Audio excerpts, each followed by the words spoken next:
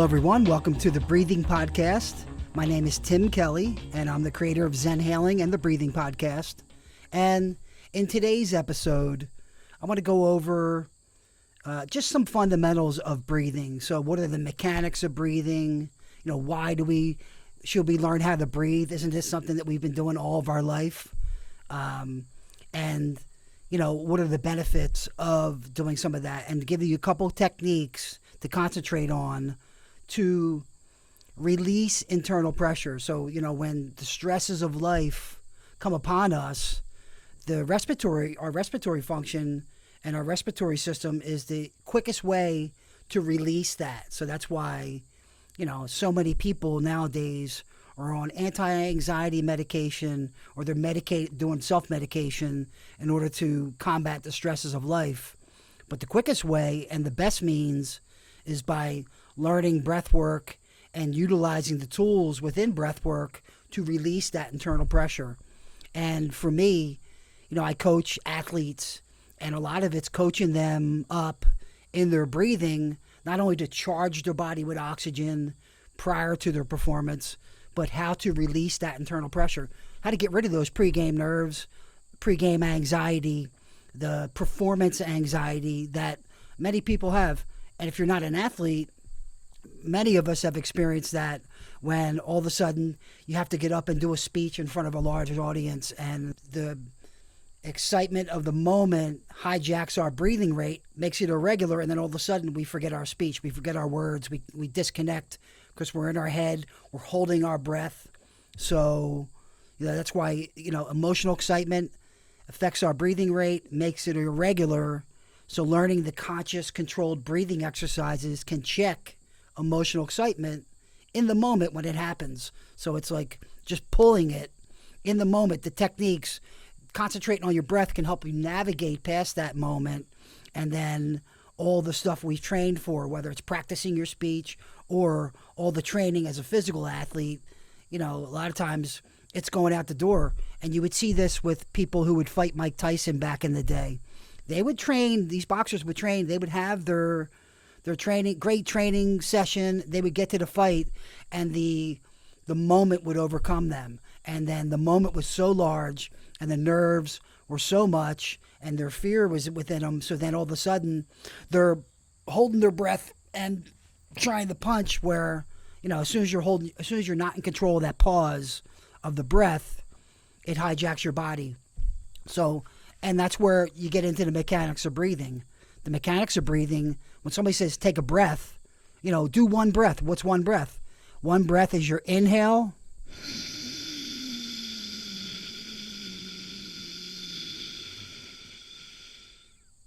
The pause. Now, you're trapping that oxygen in. You inhaled. You trapped all that oxygen in. You're invigorating the body. You're waking up the mind. You're waking up the physical body. You're actually jump-starting your body's systemic system. Then you have your exhale.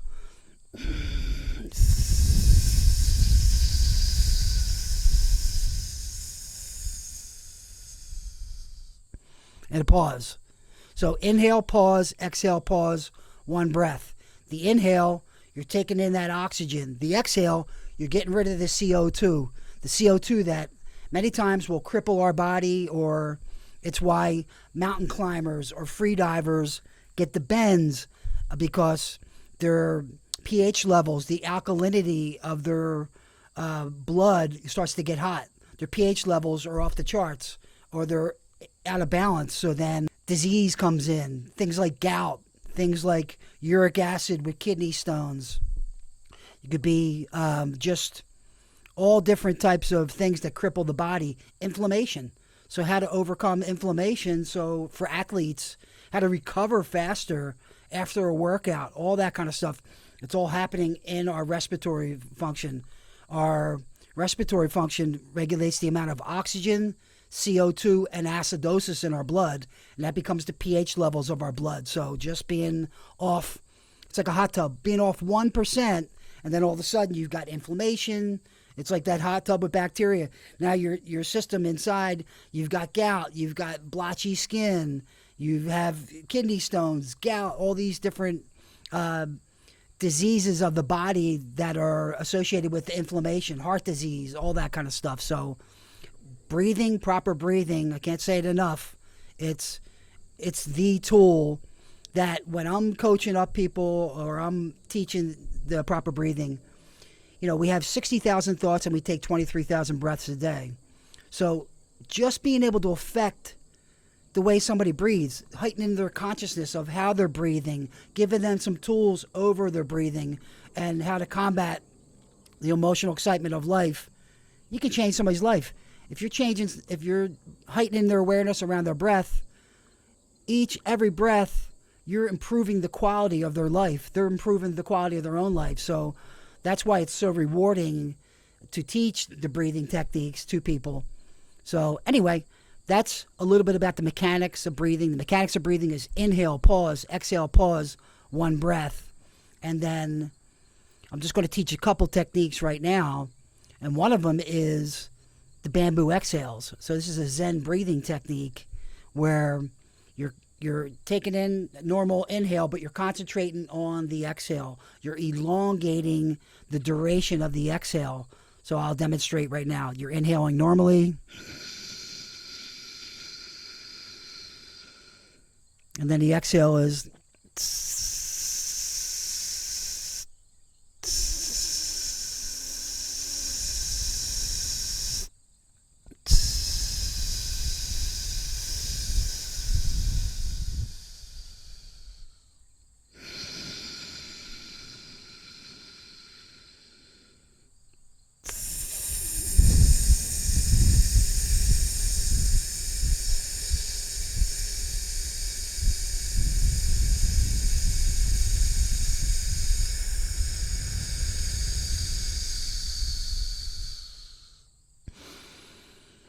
So you see, just in demonstrating a breath and a half, you're getting rid of a massive amount of CO2. Then that exhale creates room for the greater inhale. So it creates room for now taking in a great amount of oxygen with a big inhale.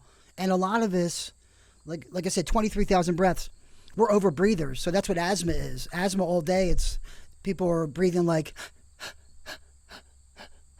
and then they have so much oxygen in there. It's like, take a deep breath and I can't breathe. I can't inhale because they can't inhale because you have so much oxygen in there. So, it's when I'm coaching the athletes, one of the biggest things that coaches and also athletes and parents don't realize is they're on the sidelines and they're seeing their son or daughter and they're at the end of a hockey shift or a soccer shift or at the end of it and they're gassed with their breath and everybody's yelling, breathe, Johnny, breathe, breathe. And they're just saying breathe. So naturally the athlete is trying to inhale. The coaches are telling them breathe and inhale. But what they should be doing is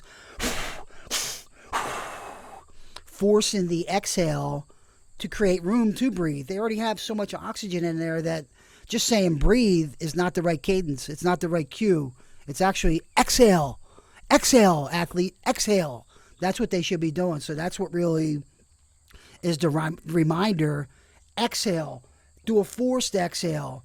An expulsion breath. These are expulsion breaths. So, if you're a boxer and you're striking, that's an expulsion breath out the nasal passage. If you're a kicker and you're, kicking the ball, or a soccer player and you're kicking the ball, it's, and on the strike, or a baseball, golfer, it's all that expulsion breath in conjunction with the body movement. So it's an exhale. And again, that exhale, even for boxers and fighters, it's making sure that they're not.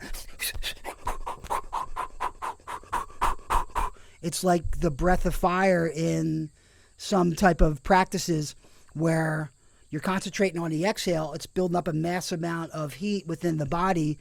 But more importantly, you're getting rid of the CO2.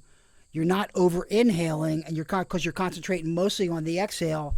So then when you're doing quick twitch, athletic moves, strikes, MMA strikes, sprints, if somebody's sprinting, you're not holding the breath while you're sprinting, and then you're not also breathing in nice and smoothly.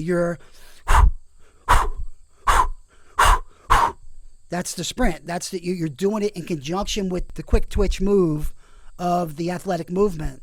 So it could be, again, just these are things that with practice you'll see you're going to have more energy. You're going to recover, faster between shifts of an athletic performance, or you're going to prep yourself prior to the performance with 30 deep breaths to charge your body with the oxygen. So what that means is a lot of times the night before your performance, doing 30 deep breaths, one breath being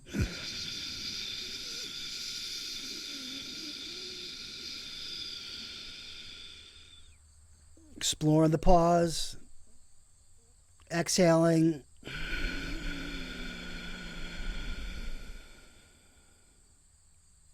exploring the pause, one breath.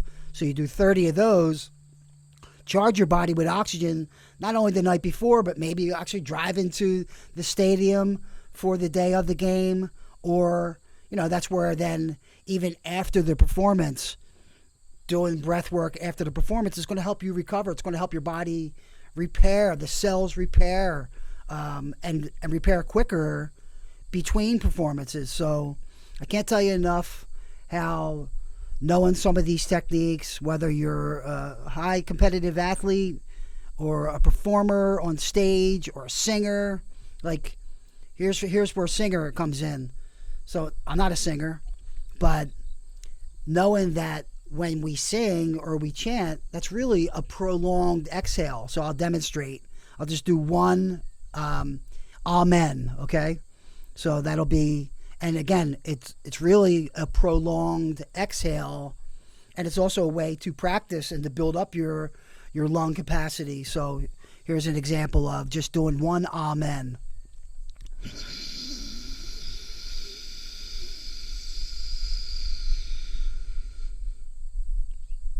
Amen.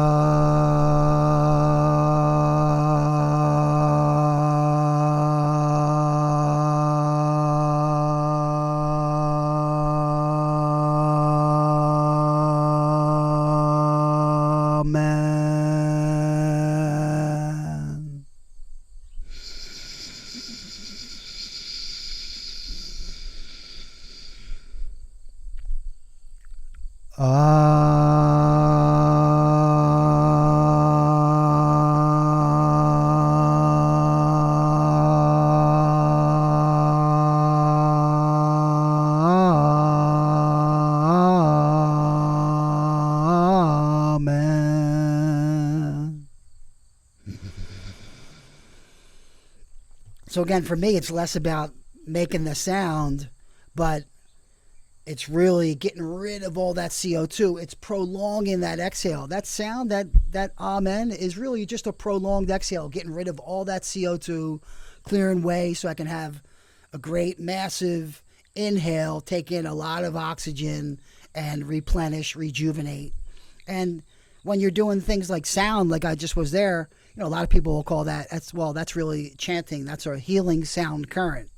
So it hits a part of the body, starts to clear that out, and it also, again, invigorates, it cleanses, it preps you. So if you're a singer, this will prep you, just like when you're doing the do, re, mi, fa, sol, la, ti, do, or the lam, vam, ram, yam, ham, om, and the chakra type of tonal scale thing. All those, the notes hit a different part of the body, just like when you're doing ha or laughing. So the third one is laughing or ha, the sound ha. And that could be, it could be something that's light and yin. So it'd be like ha, ha, ha, ha, ha, ha, ha, ha, ha, ha, ha, ha, ha, ha, ha, ha. Or it could be yang, where it's ha, ha, ha, ha, ha, ha, ha. But if you put your hand on your belly, you feel it. That sound is made in your belly. It's not up here. Ha, ha, ha. It's down in your belly, in your gut. So it's bringing you out of your head. It's grounding you. It's also like when people are, martial artists are breaking boards, they're ha, ha, ha, ha, ha. They're laying on the duration of it, but it's also harnessing your internal power for the movement. So anyway, that's a little taste of breath work, the mechanics, a couple techniques, a couple things to heighten your awareness around with your own breath. And if you in any way are struggling with your breath, or you want to take your performance to the next level, or you want to throw those anti-anxiety meds away, and you want to deal with it more of a natural way, hit me up for private breathwork sessions. I do them online or also in person if you're in Pennsylvania, or you want to fly me out to your location and take care of your work team or whoever, or even your performance team. Over the last couple years, I've been the breathwork and mental conditioning coach for the Philadelphia Union soccer team for their junior club, and I've coached a lot of the coaches and heightened their awareness on it so they can coach up not only the big club but all the other ancillary clubs better and heighten their awareness around breath work. So, and for me, I'm not a soccer person. I couldn't tell anybody how to kick a soccer ball, but the kids got so much out of it, and it's not only releasing the internal pressure, getting over those pregame nerves, but finding your voice if you're a captain, mentally grounding in, how to kind of mentally ground in, how to create your winning performance by visualizing along with your breath work, along with the inhale, clearing what you don't want with the exhale and stuff, and that's where it becomes kind of a meditation. So anyway, hit me up at zenhaling.com or go on the website, and I thank you guys for joining me today in this breathing podcast episode. All right, guys, breathe well.